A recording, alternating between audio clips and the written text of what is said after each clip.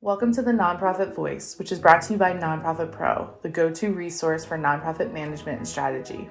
In each episode, we'll sit down with nonprofit executives, consultants, and technology partners to learn more about the latest tactics, strategies, and trends in the nonprofit sector. As always, you can download all Nonprofit Voice episodes on Apple, Google, and Spotify. To be the first to know of new episode releases, follow us on social media and subscribe to our e-newsletter. All right, welcome back, everyone. Mark Becker here, founding partner of Cathexis Partners, and today I always say this, but I am again looking forward to a great conversation. This time with not only someone that is a client of ours, but I consider a good friend as well, and we've been working together for several years now. Doug, do you want to go ahead and introduce yourself? Yeah, sure. Thank you so much, Mark. And appreciate your having me on the podcast. Hi, everyone. I'm Doug Barish. I'm the VP of Digital and Brand Marketing for the Pancreatic Cancer Action Network, and great to be here.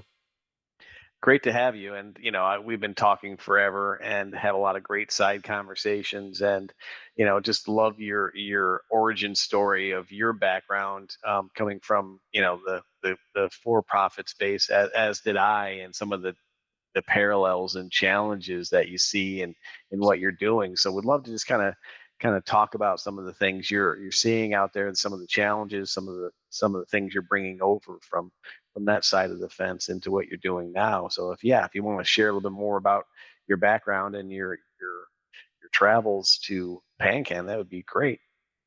Yeah, absolutely. Thank you. So I've been with PanCan since April of 2021. Prior to that, I worked in the entertainment business, which was very much for profit.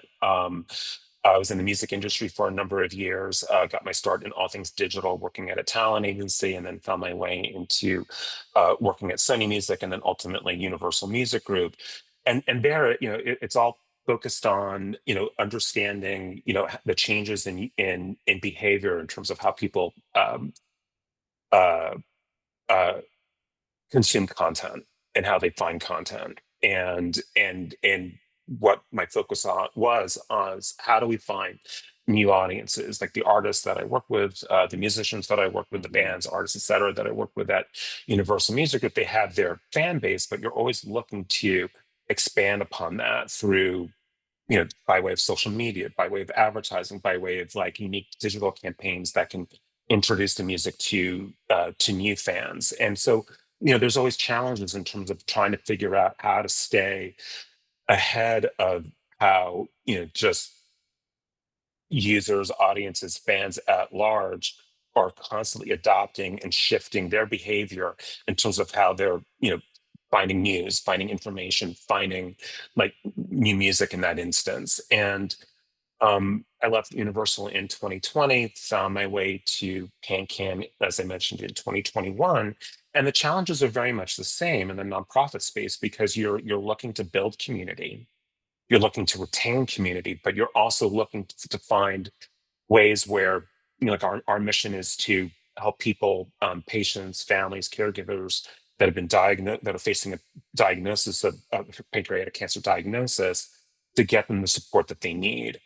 So we're very focused on that part of the mission, of course. But then, you know, another aspect of what we do is how do we, reach people that may not have a connection to the disease that we're focusing on, but have a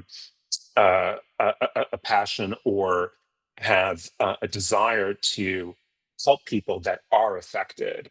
And so, through just pulling all the levers at our marketing levers at our disposal, we're looking for ways to build new audiences and then take them on a journey, or funnel, so to speak, to where they become part of our community, and then they become people that hopefully will help support us and help support people in need.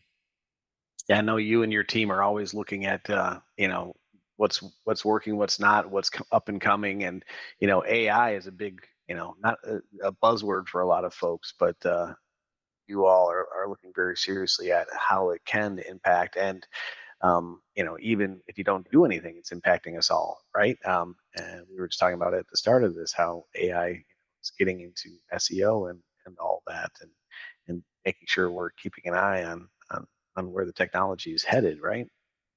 Yeah, it's a great point. I mean, I've embraced AI. I've found that there's ways to use it, from a marketing perspective, from an ideation perspective, where it's all our inputs, but we can put inputs in, and then it becomes an opportunity to riff on something and to really truly think something through, which I find really helpful. And but one of the challenges, as you just alluded to, is how AI is really significantly changing the landscape on Google, particularly when it comes to search. So if you're on Google today and you're searching for something, you'll get that AI overview, that Google AI overview first, and it'll cite. What it does is scouring the internet for responses, and this happens in real time and very quickly, and then it'll cite the sources that it is bringing in that information Hmm. from. But what that's doing is it really creates a challenge and a real need, as marketers, for us to really lean in more so than ever before on search intent. When people are searching for, like in our space, searching for information about pancreatic cancer, they're searching with an intent. They want to know, what are the symptoms, for example. Where can I find support? And it's really incumbent on marketers to, no matter what nonprofit you're working with, whatever your mission is to really focus on and understand that user intent, and to build content that leans into that intent, that answers those questions. um it's one thing to have an FAQ, but it's almost like to kind of like think about like an FAQ, just as an example, to think about an FAQ in a way of like almost having like a dialogue, where you're both, as a marketer, you're both the person that's searching for help, and then the person answering those questions. And then in doing so, the goal is to then create that type of content that's sticky, that gets picked up by the Google AI overview, that then helps keep your SEO goals on track. I think that's such a great point and such an important thing that yeah, you pointed out, because it's great. I mean, obviously, your website has a lot of information on it. Is it great that Google is for example is curating a lot of that information, not only from your site but others? That's terrific, right? It serves it up even that much better. But now that you know that, you need to, as a nonprofit, as a marketer, you need to figure out, yeah, how can you best tee it up and serve it up to Google so it consumes it and knows you have great information, and makes it part of what they're sharing with the public, right? I think that's brilliant. Yeah, 100%. And it's look, and here's the thing, it's not going away. I mean, Right. AI is here to stay. And soon as, as we look at ChatGPT and, the other AI platforms that are out there, they're, I've used, as an example, I've used ChatGPT as a search engine, and it Yep. comes back with similar results that you'll find on Google. So as these platforms continue to evolve, I mean, I don't want to say that this is like Skynet and that we're going to be dealing with Terminators next week. But as these continue to evolve, it's really important for us to be really open-minded and aware of it, and to implement strategies that ensure that people are learning about, the organizations such as ours, and finding you in ways that, where in ways where, organic search is still Hmm. a key component of what you do as a marketer and as an organization. Yeah, you've got that great information. It's just making sure that in this evolving world, it's getting indexed and found and served up to people, right? And yeah, as far as Skynet goes, I, Mhm. I was listening to NPR earlier today when I was in the car, and I think it might be on its way, because I heard that there's Japan, I think it was, they have two robots fighting each other, and they sold Sure. tickets to it. So I'm like, wait, first of all, you have to be a boxing fan in the first place, but then isn't the whole thing about boxing, the human piece. So I'm not sure what two robots beating each other up is really doing for us as a world, but yeah. So the whole I thing think it is takes that spinning out of it takes control. that Hasbro game where you're playing it like the Knock 'em sock 'em robots. That's knock 'em right. sock 'em robots, but like for real now. Yeah. I Yeah. like it. Yeah. Yeah, Coming home for Christmas. So, I like it. get yours today. And yeah, you guys are always trying out different things, right? Putting Mhm. on that different hat, and I love that you challenge our team. But not only that, your team, you have a really talented team of folks, end to end developers, marketer, creative thinkers, and done some really interesting things with Purple Stride, including this last year you introduced the Facebook registration. Yeah, I appreciate that. I'm very lucky and very humbled by like just having the opportunity to work with this organization. It's I have a direct connection to the disease. I lost my dad to pancreatic cancer back in 2006, and I didn't know that PanCan existed at that time. And it was from just a share from his diagnosis to his passing. It was 3 weeks, and it's just Mm. you know an absolute gut punch combined with a brick to the head. I didn't realize, just that it was so fast that happened. And um, you know, joining this organization, I just kind of made a commitment or promise to myself that I'm going to do what I can to ensure that someone doesn't land in the same situation that I was in, which is Mm. something that fuels me and the work and the work that I do. But I'm very lucky to work alongside just this absolutely brilliant digital team, brilliant marketing team, people that are just so passionate about what we do, passionate about our community, and really passionate about getting people the help that they need. So I'm just very grateful and very lucky, just being have this opportunity. um but there are challenges, as I mentioned, when it comes to finding ways to get people in the door. So one of the challenges that that we found is that there are platforms that nonprofits use.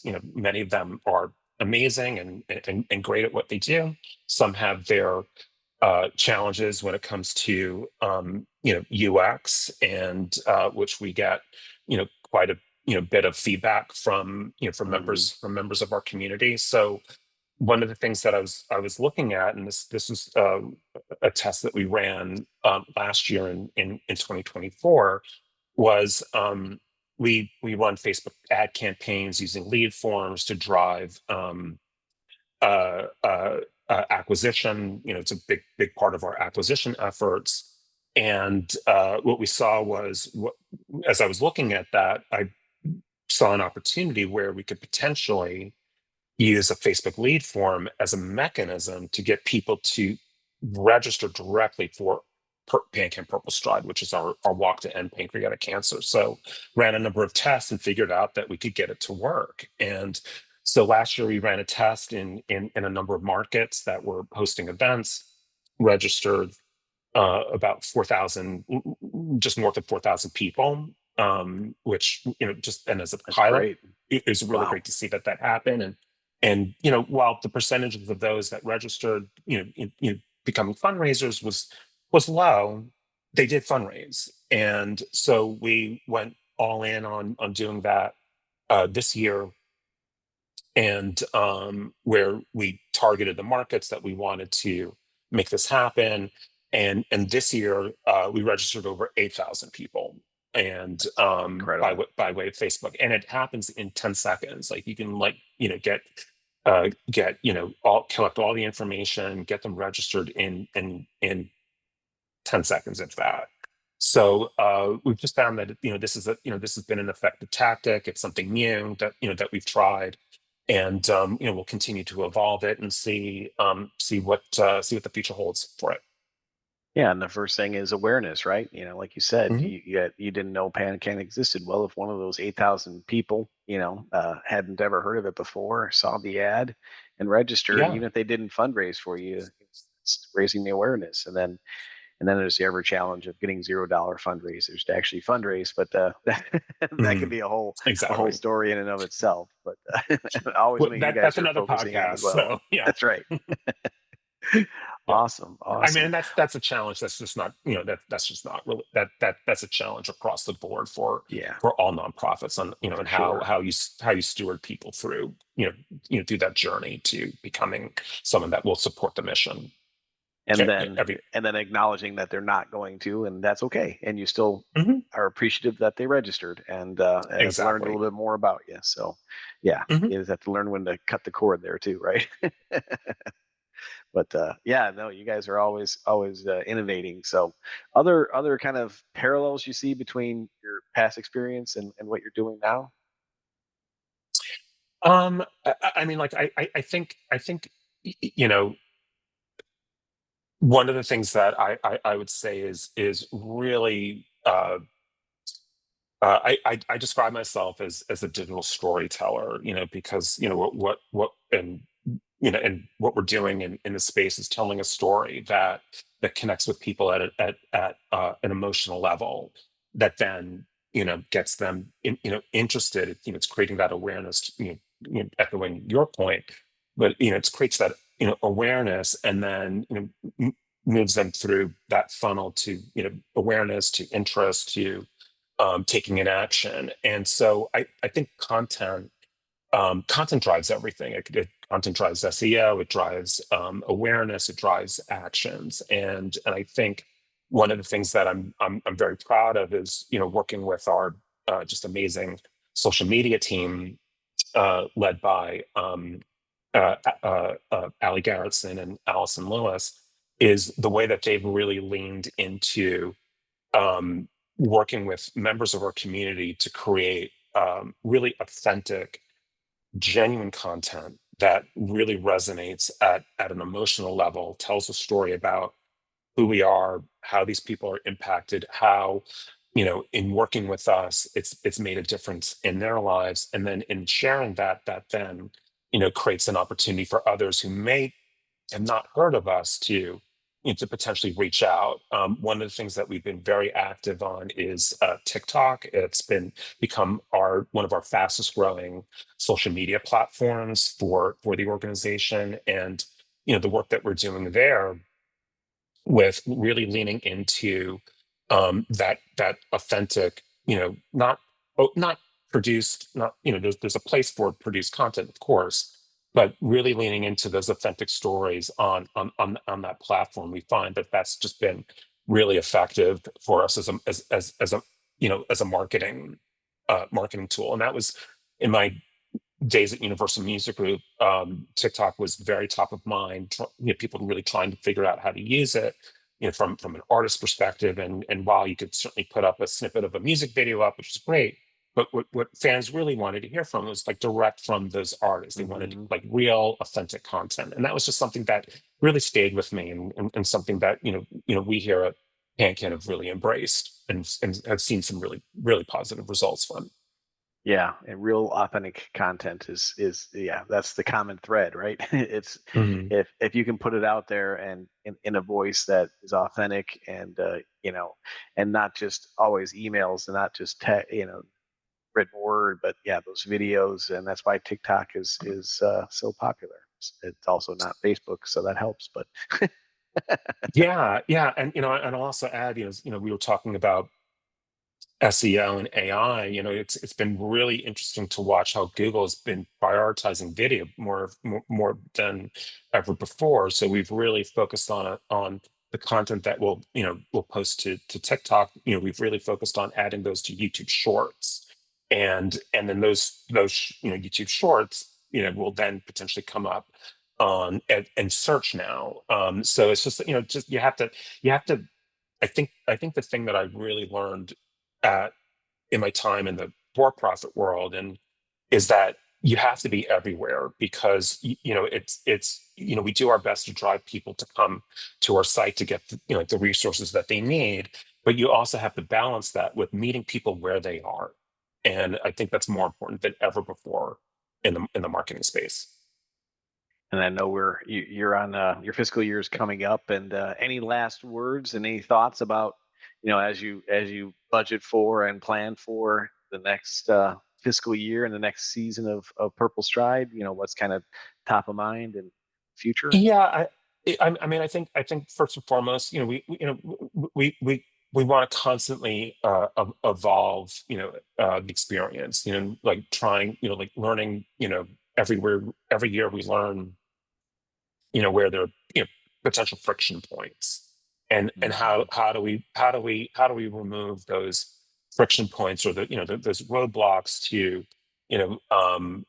so that we can ensure, like the goals that we're setting for ourselves as an organization, but also more importantly, making it easier for people to, and this is just not a Purple Stripe thing. This is an everything thing. You always want to, constantly evolve and look for ways to remove roadblocks and friction in the digital space to get people to where they need to be as quickly as possible. So those are, I mean, that's top of mind for me, as as we think about like the coming fiscal year in terms of from a user experience perspective, a content perspective, a SEO perspective, across the board. How do we make things easier for people to get, like the resources that they need, that'll help them if they're, facing a diagnosis, or, help them if they want to help or and support our mission. Yeah, I mean, even just your earlier statement about Facebook fundraising and how the registration process was, just like 10 seconds or super quick. It's being aware of that and removing those hurdles, those friction points, like you said. And yeah, you and your team are constantly doing that. I love that you're never it's just a simple rinse repeat. It's rinse repeat, improve, change, Mhm. fix. Because it's never perfect, and it's never going to be. And in any campaign and anything we do, it's ever evolving and ever changing, right? Yeah, oh, absolutely, absolutely. And I think one of the things that I've learned is, you know, um, being nimble, is something that's really important, and being able to, adjust. I mean, that's the beauty of, just using advertising as an example. That that's the beauty of, when you're advertising on a platform such as Meta or on Google, that you can make adjustments, be it budget, content, and new audience targeting, that can then, in real time, improve results. So I think it's just, I'm just using that as just one example, but I think it's really important for us as marketers just to be flexible and to be nimble, and because what's gonna, like how people are, finding information today, how they're consuming content today, is going to be completely different tomorrow, and it'll certainly be a thousand times different a year from now. Who knows? Mhm. Who knows what platforms or things are going to arrive in the coming months and years? So it's just really important just to, just keep an open mind, and experiment and A/B test, and try different things to continue to improve and to evolve. I love it. Well, on that note, I'll leave it there. Thank you so much for just being such a good partner and friend, and thank you for your time My today. Yeah, absolutely. Before we go, I would be remiss. I offered two shout outs to team members of mine. I just wanted, just props to the Pancan Digital team, and Maria and Dwayne and Jenna and, Axel, and the whole team. I just, so appreciate all the work that you guys do. So thank you. And thank you, Yeah, Mark. see, Appreciate you it having takes me. it takes a village, right? Oh, sorry, Silla, Sarah, Manuel. Sorry. Yep. Yep, it they takes a they whole all village. deserve. Yeah, exactly. All right. Well, thanks All again for your time, and yeah, looking forward to another great year. right, thanks, Mark. Appreciate your having me. Thanks for listening. Listen to more episodes at nonprofitpro.com as well as on Apple, Google, and Spotify.